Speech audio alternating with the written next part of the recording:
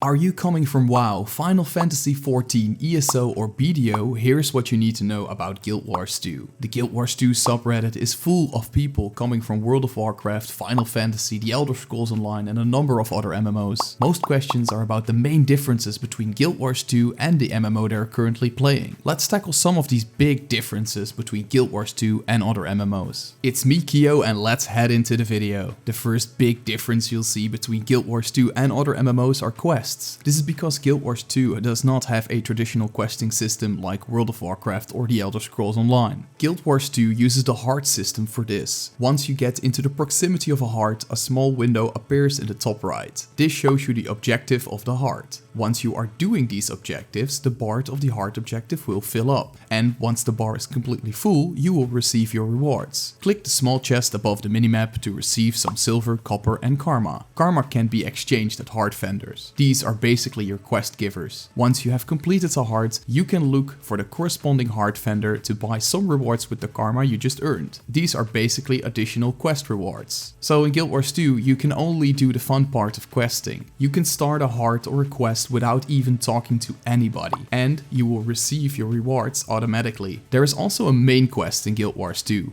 This is your personal story. The personal story is based on the choices you've made during the creation of your character. However, after a while, all the stories come together and continue into a story that's the same for everyone. This personal story can only be done every few levels, so it's wise to do hard quests in between to level your character and prepare them for the next chapter of the personal story. Another big difference are the combat and the skills.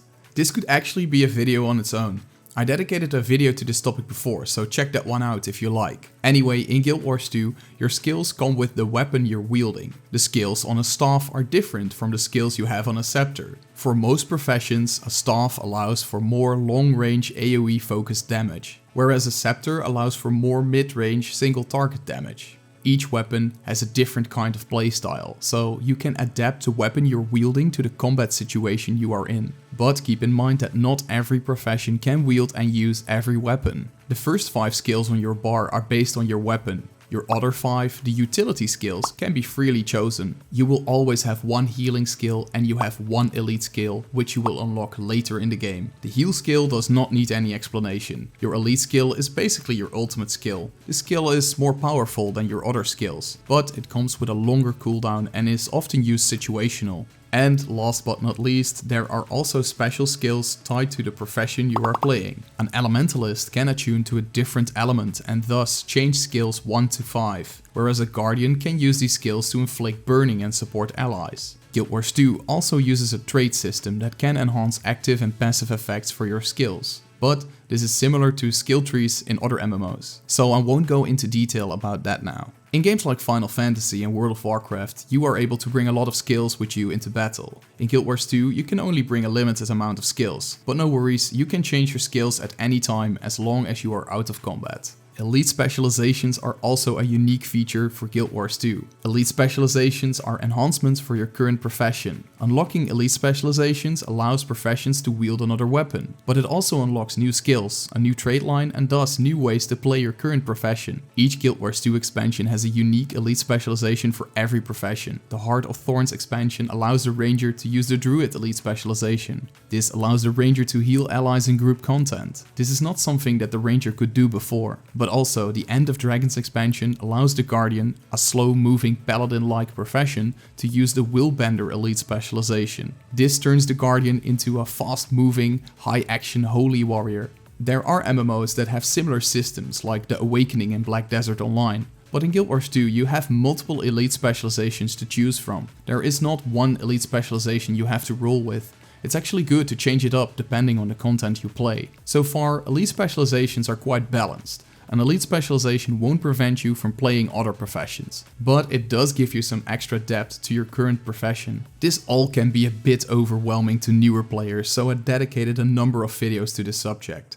Make sure to check them out. Mounts and movement in the world are also a bit different in Guild Wars 2. For example, Guild Wars 2 allows you to fast travel to different parts of the world with just a few clicks. This is all done through a waypoint system. When you are making your way through the world of Guild Wars 2, you will unlock several waypoints. These can just be unlocked by walking up to them. Once you unlock them, you can travel to these waypoints at any time as long as you are out of combat. You have to pay a small fee for fast traveling this way, but it's negligible. So when you are playing through the game, it's wise to unlock as many of these waypoints as possible. This allows you to quickly get around the world. With this many waypoints in the world of Guild Wars 2, you would not need a mount. However, in 2017, Guild Wars 2 introduced mounts in the Path of Fire expansion. Mounts in other MMOs like World of Warcraft allow you to travel great distances at the same height or the same speed. In Guild Wars 2, each mount has unique abilities and have stamina bars to use their traveling abilities. Take for example the Raptor, the first mount you get in the Path of Fire expansion. The Raptor allows you to move faster at all times, but it can also make a horizontal leap to travel faster and further. This leap depletes the Raptor's stamina, so you can't use your leap at all times. It's also possible to fly with the Sky Scale or the Griffin mount. These are a bit harder to acquire but use similar stamina depleting mechanics. For example, flying up or at the same height on your Sky Scale will deplete your flight meter. Once you fly down, you regain a small bit. However, this is not good enough to stay up in the air all the time.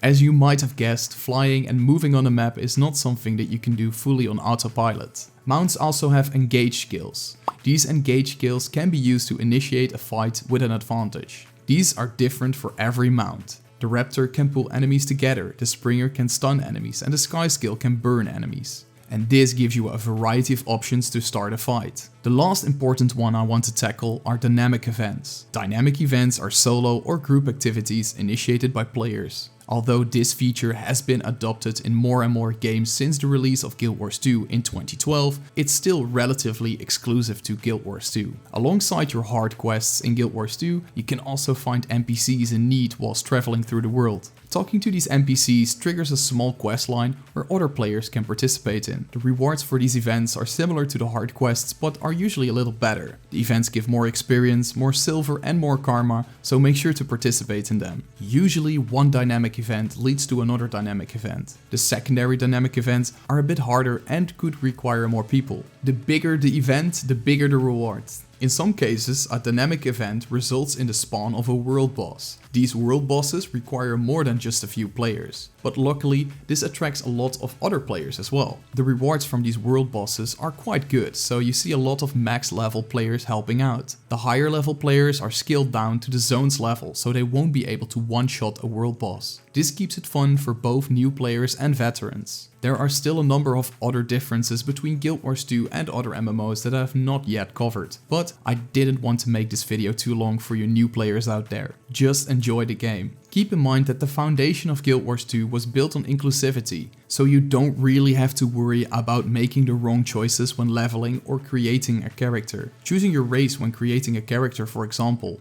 One race won't grant you significant advantages over another. Sure, they have unique skills, but they are so much weaker than the skills tied to your profession. It really does not matter. Also, Guild Wars 2 is free to play and has no subscription fee. The free game gives you all the content we got at release, but the expansion content is where the fun really starts. If you'd like to sign up for free, you can use my official affiliate link in the video description. Either way, give the game a shot. Help this channel out by dropping a sub, like or comment. And send this video to your guildies if you think this can help them out. Thanks for watching and I'll see you guys in the next one.